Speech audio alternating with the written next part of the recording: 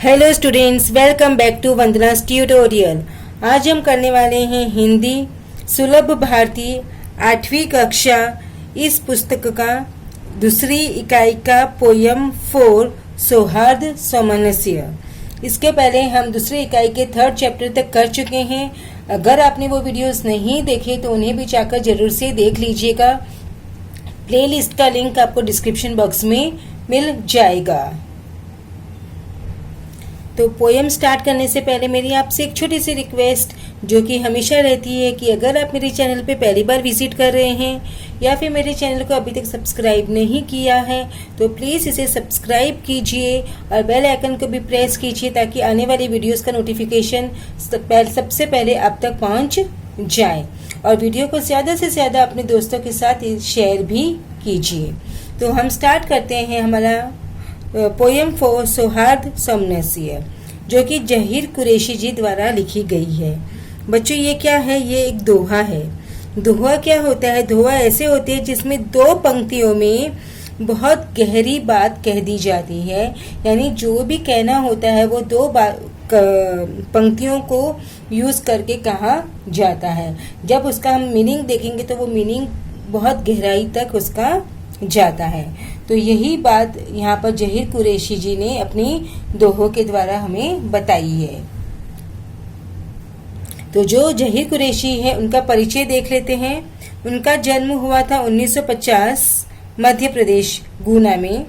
परिचय: आपकी रचनाएं अंग्रेजी, गुजराती, मराठी, पंजाबी आदि भाषाओं में अनुदित है, मतलब हो चुकी है। यानी कि इनकी जो रचनाएं हैं, जो कृतियां हैं, वो डिफरेंट लैंग्वेजेस में आ चुकी है, जैसे कि अंग्रेजी में, गुजराती, मराठी, पंजाबी आदि अनेक भाषाओं में उन्होंने अपनी रचनाएं की है।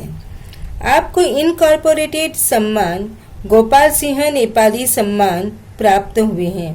तो उनको जो सम्मान प्राप्त हुए हैं, यानी कि हम कह सकते हैं अवार्ड्स है, जो सर्टिफिकेट्स है, वो कौन कौन से मिले हैं? इनकॉर्पोरेटेड सम्मान और गोपाल सिंह नेपाली सम्मान। इनकी प्रमुख कृतियां हैं एक टुकड़ा धूप, लेखनी के स्वप्न, चांदनी का दुख, भीड़ में सबसे अलग, पेड़ तनकर भी नहीं टूटा, ये गजल संग्रह है, एटसेट्रा। तो अब जो पद्य है हमारे, उनके बारे में हम कुछ देख लेते हैं। प्रस्तुत दोहों में जहीर कुरैशी जी ने छोटे बड़े के भेद मिटाने, नफरत, स्वार्थ आदि छोड़ने के लिए प्रेरित किया है। तो जो ये दोहे हैं उनके द्वारा जहीर कुरैशी जी ने हमको क्या बताया है कि हमें आपसी मतभेद है वो मिटानी है, नफरत है वो मिटानी है, और जो स्वार्थ है यानी कि जो हम सेल्फिश मोटिव रखते हैं उसे भी हमें क्या करना है? छोड़ना है, त्यागना है। आपका मानना है कि अनेकता में एकता ही अपने देश की शान है।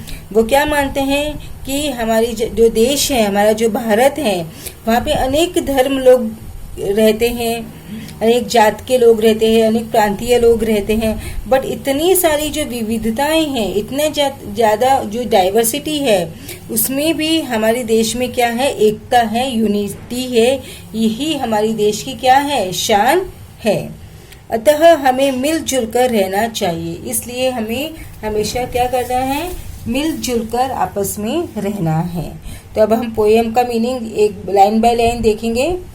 अगर बच्चों ये पोएम का लाइन है वो आप अच्छी तरह से ध्यान से सुनना। अगर आपको एक्सप्लेनेशन समझ में आया तो कविता का या दोहे का जो भी प्रश्न आपको पूछे जाएंगे एग्जाम में, आप उनका आंसर आराम से दे सकते हैं। तो सौहार्द सामंजस्य मतलब क्या है? मैत्री भाव रखना, एक दूसरे से मिलजुल कर रहना, सामंजस्य बनाकर रहना। वो छोटा मैं हूँ बड़ा, ये बातें निर्मूल, उड़कर सिर पर बैठती निज पैरों की धूल। तो यहाँ पर जहीर कुरैशी जी क्या कहना चाहते हैं कि वो छोटा है और मैं बड़ा हूँ, यानी कि वो मुझसे बहुत छोटा है, मैं वो बड़ा हूँ। ये जो सब बातें हैं वो क्या है? निरर्थक है, व्यर्थ है, फिजूल है। क्योंकि जब हवा चलती है तो जब जो धूल है, मिट्टी है, वो भी उड़कर हमारे सर पर बैठ जाती है। क्योंकि हमें इस बात को हमें कभी नहीं भूलना चाहिए कि जैसे हम पैरों से रौंदते हैं, अगर वो हमारे सर पर बैठ जाती है, तो अगर जिस इंसान को हम छोटा समझ रहे हैं, छोटा समझकर उनका अपमान कर रहे हैं, पता नहीं कब वो हमसे भी बड़ा हो जाए, क्योंकि धूल भी तो हमारे सर पर बैठती है ना। तो जो छोटा व्यक्ति है जिसे हम अपमान करते हैं कि भाई ये तो बहुत छोटा है, मैं तो बहुत बड़ा हूँ, मैं तो सुपीरियर हूँ, अगर वो ऐसे बातें हम सोचते हैं, तो जो हमसे छोटा है जिसको हम मान रहे हैं, कल वक्त ऐसा बदलेगा कि वो हमसे भी बड़ा हो सकता है। तो ये जो बातें हैं वो क्या है, निरर्थक है। ये सब बातें क्या हैं, फिजूल है। हम सब क्या हैं, एक समान हैं। हमें यह बातें समझकर चलना चाहिए, क्योंकि कोई जो छोटा इंसान कब बड़ा हो जाए, कब वक्त बदल जाए, कब समय बदल जाए, ये कोई इंसान बता नहीं सकता है। नफरत ठंडी आग है, इसमें जलना छोड़, टूटे दिल को प्यार से जोड़ सके तो जोड़। तो यहाँ पर ज़हीर कुरैशी जी क्या कहना चाहते हैं कि अगर हम नफरत करते हैं, हम किसी से अगर घृणा करते हैं, तो वो क्या है, एक ठंडी आग के समान है। और ये जो ठंडी आग है वो हमें धीरे धीरे करके जलाती रहती है, और हमारा जो व्यक्तित्व है, हमारा जो कैरेक्टर है, वो पूरा किस तरफ मुड़ जाता है, नेगेटिव हो जाता है। हम पॉजिटिवली फिर सोच नहीं सकते हैं, क्योंकि जो नफरत की जो आग होती है ना बच्चों, वो ऐसी ही होती है जो अगर हम नफरत करें तो वो हमें ही जलाएगी, वो किसी सामने वाले को उसका कोई असर नहीं होगा। तो इसलिए हमें नफरत को छोड़कर क्या करना है, प्यार करना है। क्योंकि जो ये ऐसी आग होती है ना जिसमें हम भी धीरे धीरे जलते रहते हैं, और हमारा ही हमेशा क्या होता है, खुद का ही नुकसान होता है। तो इसलिए हमें नफरत नहीं करना है और नफरत को त्याग देना है। टूटे दिल को प्यार से जोड़ सके तो जोड़। और जो प्यार है वो ऐसी भावना है कि जो अगर व्यक्ति, सामने वाला व्यक्ति को बहुत बड़ा दुख है, बहुत बड़ी प्रॉब्लम है, लेकिन फिर भी अगर हम उस व्यक्ति से, उस इंसान से 2 शब्द प्यार के बात करेंगे तो उसे बहुत अच्छा लगेगा। वो दुख से अपने आप को दुख से निकाल भी सकता है।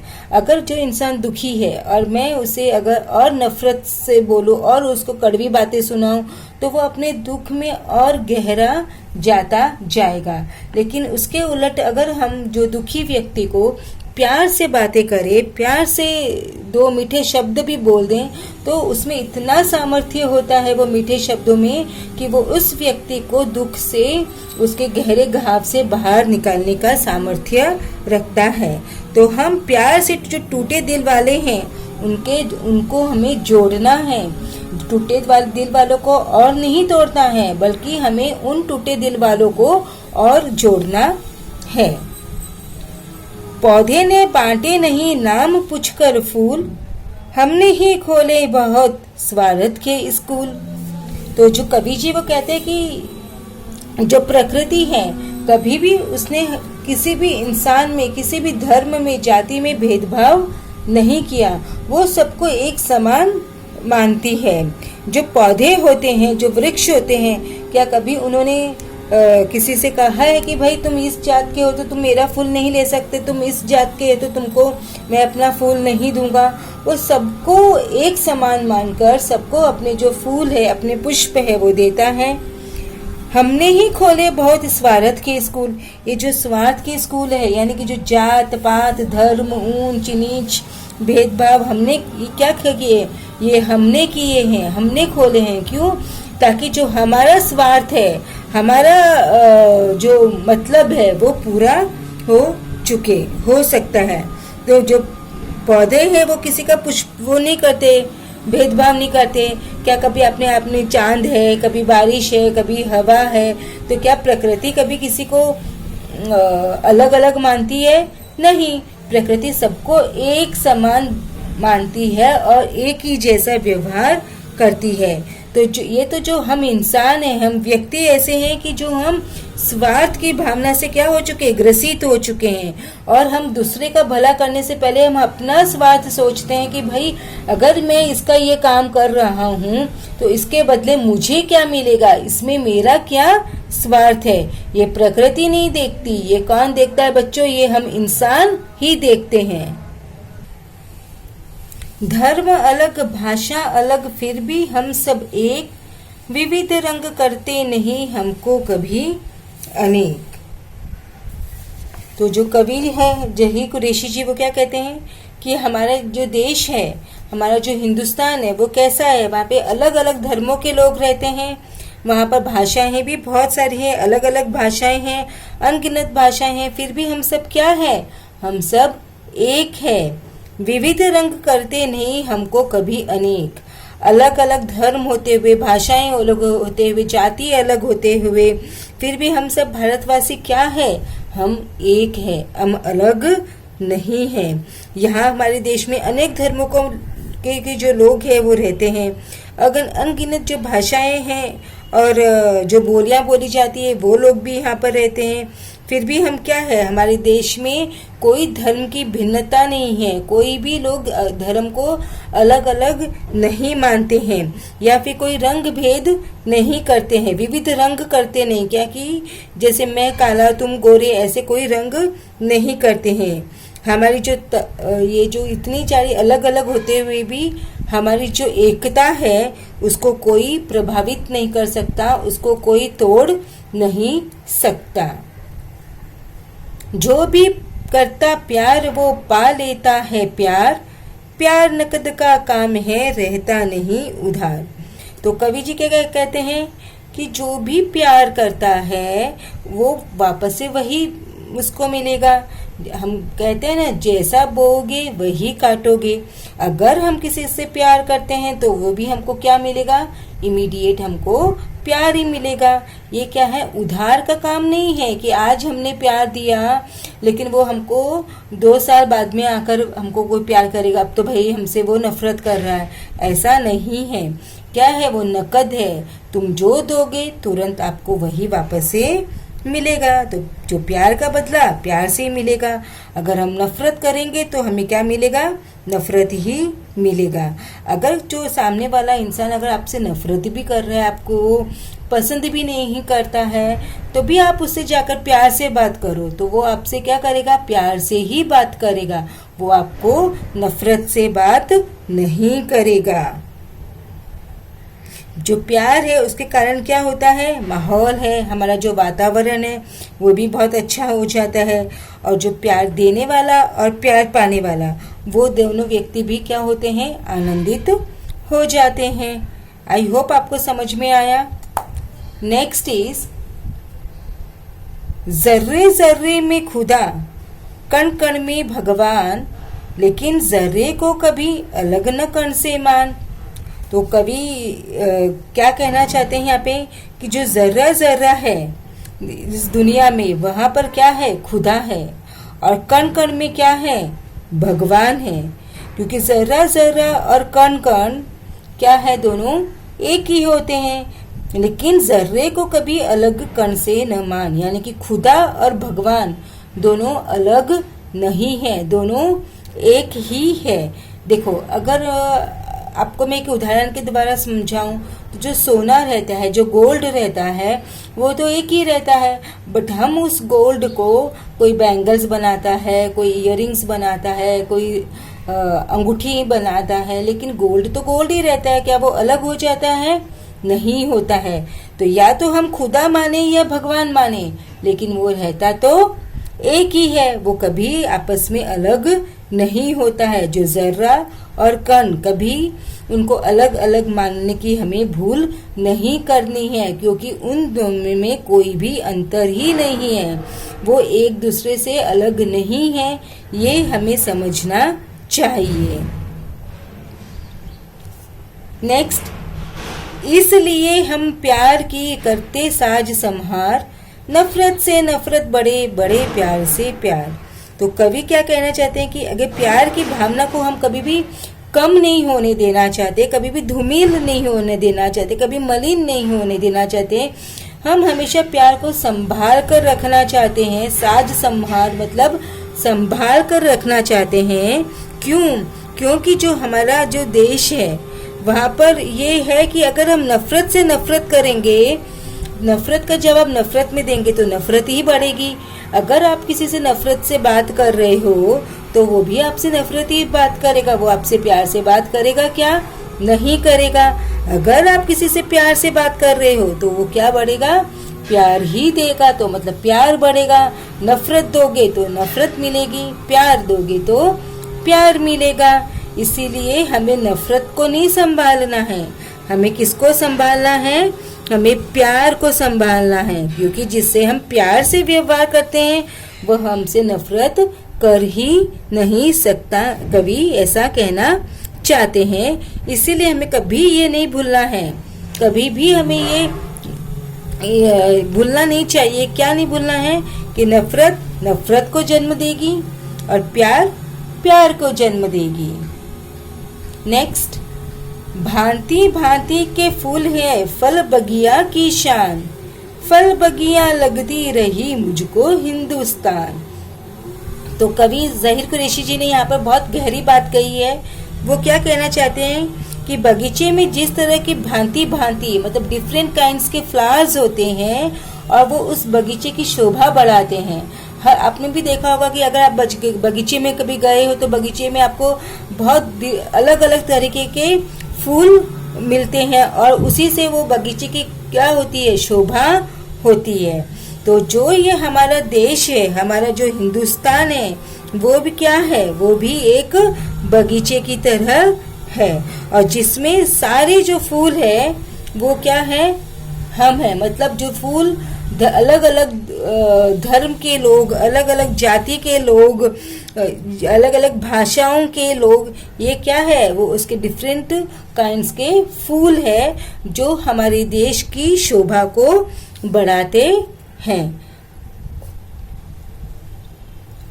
हम सब जिनके नाम पर लड़ते हैं हर बार, उसने सपने में कहा लड़ना है बेकार। तो कवि क्या कहना चाहते हैं कि जिस भगवान के नाम पर, जिस खुदा के नाम पर हम बार बार लड़ते हैं, झगड़ते हैं, तो उसी भगवान का क्या कहना है कि ये जो तुम लड़ाई कर रहे हो वो सब व्यर्थ है, वो फिजूल है, वो निरर्थक है। अगर तुम लड़ाई करोगे तो तुम्हारी लड़ाई में हानि ही हानि है, इससे तुम्हें कुछ प्राप्त होने वाला नहीं है। इसलिए हमें धर्म के नाम पर, जात के नाम पर लड़ना बंद करना चाहिए। क्योंकि अगर हम भगवान का नाम लेकर लड़ रहे हैं तो लेकिन जब वो भगवान ही ये चाहते हैं कि आप आपस में मत लड़ो, क्योंकि मैं तो एक ही हूँ। आपने पढ़ा ऊपर भी, चाहे खुदा हो चाहे भगवान, वो क्या है? एक ही है। तो उनके नाम पर लड़ना क्या है? बेकार है, व्यर्थ है।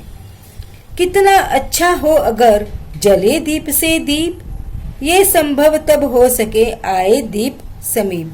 तो जो कवि कहना चाहते हैं कि कितना अगर अच्छा हो कि जो दीप है, एक जो दिया रहता है वो हजारों दियों को जला सकता है ना? सही बात।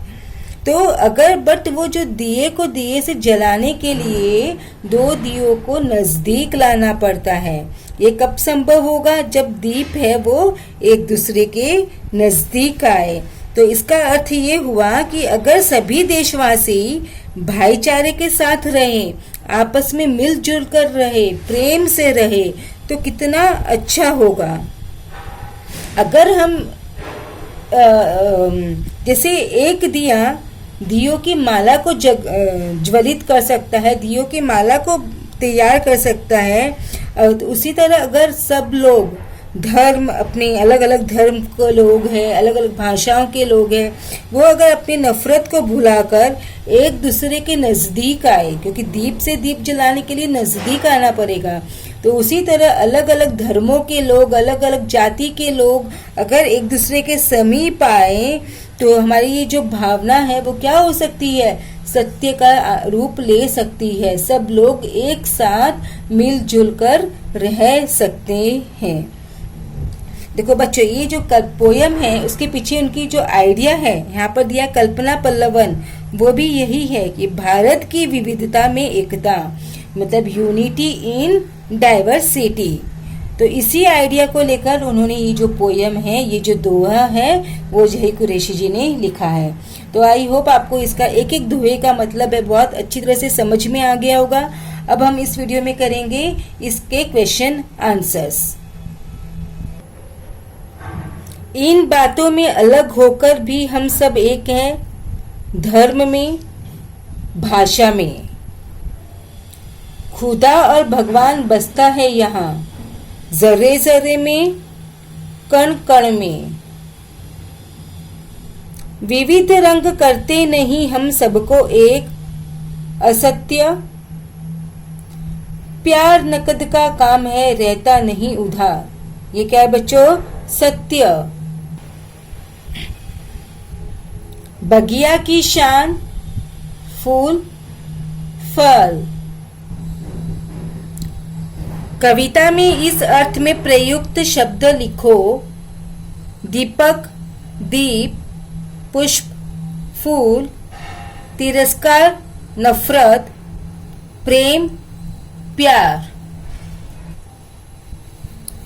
कविता में प्रयुक्त विलोम शब्दों की जोड़ियां लिखिए: सिर, पैर, नफरत, प्यार,